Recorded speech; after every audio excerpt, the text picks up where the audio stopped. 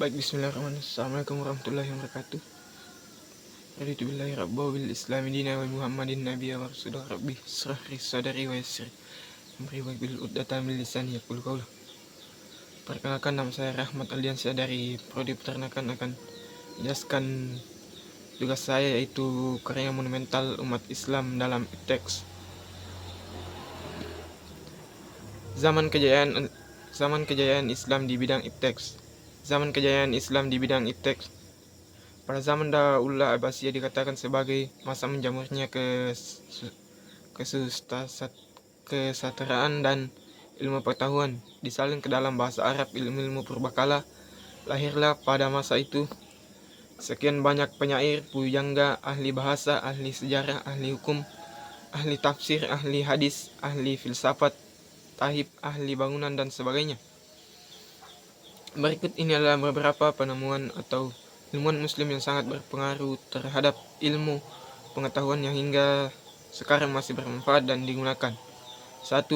Al-Khwarizmi, ia adalah seorang yang menemukan ilmu aljabar di dalam matematika. 2. Ibnu Sina, ia adalah membuat buku tentang kedokteran. 3. Jabir Ibnu Hayyan, ahli kimia yang dikenal sebagai bapak kimia. 4. Al-Biruni meletakkan dasar-dasar suatu cabang keilmuan tertua yang berhubungan dengan lingkungan fisik bumi. Dia dinobatkan sebagai bapak antropologi, ideologi. 5. Abu Al-Zahwari, penemu teknik patah tulang dan membuat kitab untuk menyembuhkan luka pada saat operasi. 6. Ilmu Haytham, dikenal sebagai bapak ilmu mata yang mengurangi bagaimana mata bekerja. 7. Ar-Razi, yang orang pertama yang menjelaskan tentang penyakit cacar dan juga alergi, asma, dan demam sebagai daya mekanisme tubuh. Sebab-sebab kemajuan umat Islam di bidang ipteks. Secara umum, ada beberapa faktor yang mendorong kemajuan sains di dunia Islam saat itu, yakni kesungguhan dalam mengimani mempraktikkan ajaran Islam sebagaimana tertuang dalam Al-Quran dan As-Sunnah. Itu lahirlah individu unggul yang pada gilirannya membentuk masyarakat madani Islam. 2. Adanya motivasi agama. Seperti kita ketahui bahwa kitab suci Al-Quran banyak berisi anjuran dan untuk menuntut ilmu atau membaca, melakukan observasi, eksplorasi, ekspedisi atau siru fil ardi, dan berpikir ilmiah rasional. Al-Quran juga mengecam keras sikap dogmatis atau taklid buta. Begitu gencarnya ayat-ayat itu diumumkan sehingga belajar atau mencari ilmu pengetahuan diyakini sebagai kewajiban atas setiap individu muslim, dengan implikasi berdosalah mereka yang tidak melakukannya. Pada dataran praktis, doktrin ini membawa dampak sangat positif. Ia mendorong dan mempercepat terciptanya masyarakat ilmu dan budaya ilmu, dua pilar utama setiap peradaban. 3. Faktor sosial politik. Tumbuh dan berkembangnya budaya ilmu dan tradisi ilmiah pada saat itu dimungkinkan antara lain, jika bukan terutama, oleh kondisi masyarakat Islam yang meskipun terdiri dari berbagai macam etnis dengan latar belakang bahasa dan budaya masing-masing, namun berhasil diikat oleh tali persaudaraan Islam. Dengan demikian terwujudlah stabilitas, keamanan, dan persatuan para pencari ilmu maupun cendekiawan dengan leluasa dan aman berpergian ke pusat-pusat pendidikan keilmuan, dari Sevilla ke Baghdad, dari Samarkand ke Madinah, dari Isfahan ke Kairo, atau dari Yaman ke Damaskus. Ini belum termasuk mereka yang menjelajahi pelosok dunia Islam semisal Ibnu Jubair. 4. Faktor ekonomi. Kesejahteraan masyarakat masa itu membuka kesempatan bagi setiap orang untuk mengembangkan diri dan mencapai yang diinginkannya. Imam Ad-Dahadi misalnya menuntut ilmu hingga usia 20 tahun dengan biaya orang tuanya, namun umumnya pemerintah mengalokasikan dana khusus untuk para penuntut ilmu di universitas dan sekolah-sekolah tinggi seperti Nizamiyah, Az-Zaziyah, Mustanrisiyah, dan sebagainya. Dengan kemakmuran juga, kaum muslim dahulu dapat membangun istana-istana yang megah, perpustakaan besar, dan sejumlah rumah sakit. 5. Faktor dukungan dan perlindungan penguasa saat itu. Para saintis semisal Ibnu Sina, Ibnu Taufali, dan Tausih berpindah dari satu tempat ke tempat lain mengikuti patronnya. Mereka menjadi penasehat sultan, dokter istana, dan sekaligus pejabat. Ibnu Sina diangkat sebagai menteri oleh penguasa Hamadan waktu itu. Teknologi adalah alat ampuh yang mampu mengubah cara guna, mengajar, dan cara siswa belajar. Teknologi telah memberikan akses ke pendidikan dan akses berbagai komunikasi dan bekerja sama.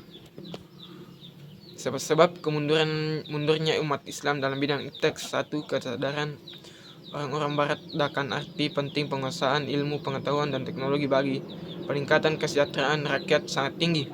Oleh karena itu, barat ingin mengambil alih kemajuan ilmu, pengetahuan, dan teknologi dari umat Islam, karena pada abad ke-9 sampai abad ke-13 umat Islam dengan menguasai iptek lebih baik kesejahteraannya dari orang barat, sehingga mereka berusaha untuk merebut kemajuan iptek dari umat Islam. 2. Orang barat yang pada umumnya beragama Nasrani ingin menunjukkan pula bahwa melalui agama Nasrani mereka pun dapat maju dalam bidang iptek sejajar dengan umat Islam. 3.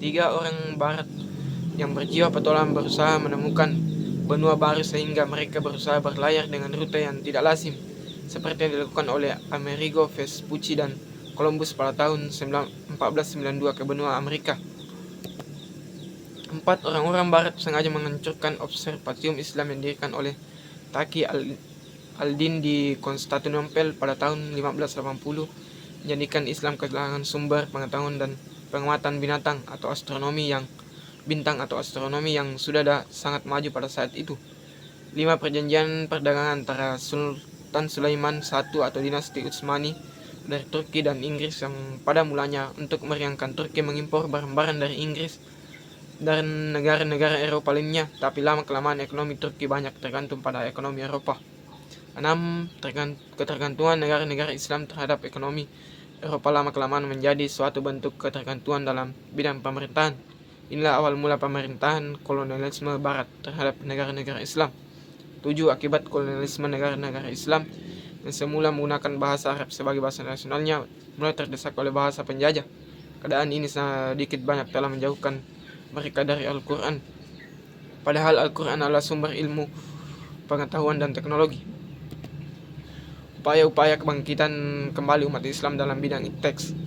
Benturan-benturan antara Islam dengan Eropa menyadarkan umat Islam bahwa jauh tertinggal dengan Eropa yang merasakan pertama persoalan inilah kerajaan Turki Utsmani yang langsung menghadapi kekuatan Eropa yang pertama kali. Kesadaran tersebut membuat penguasa dan pejuang Turki tergugah untuk belajar dari Eropa. Gerakan pembaharuan tersebut antara lain Wahabiyah yang diprakarsai oleh Muhammad Ibnu Abdul Wahab 1703 sampai 1787 Masehi di Arabia, Syah Waliullah 1703 sampai 1762 Masehi di India, dan gerakan Sainusi di Afrika Utara yang dikomandai oleh Said Muhammad Sainusi dari Aljazair.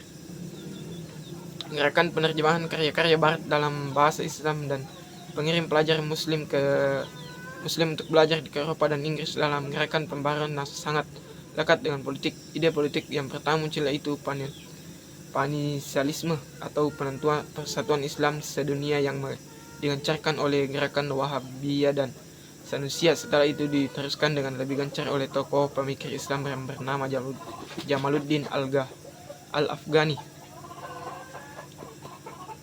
Penutup, jika melihat kilas balik sejarah perkembangan ilmu pengetahuan, disadari bahwa ilmu pengetahuan yang ada saat ini berkembang dengan sangat pesat.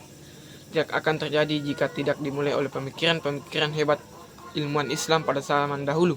Hal ini dikarenakan umat Islam dahulu memiliki keingintahuan yang tinggi, dan umat Islam mempunyai sumber dari segala sumber ilmu, yakni Al-Quran dan Hadis. Pemikiran ilmuwan Islam menjadikan peradaban Islam merupakan peradaban paling maju, sehingga Islam berada pada masa kemasannya. Mungkin itu saya presentasi dari saya, kurang lebihnya mohon dimaafkan. Billahi fi sabil haq fastabiqul khairat. Wassalamualaikum warahmatullahi wabarakatuh.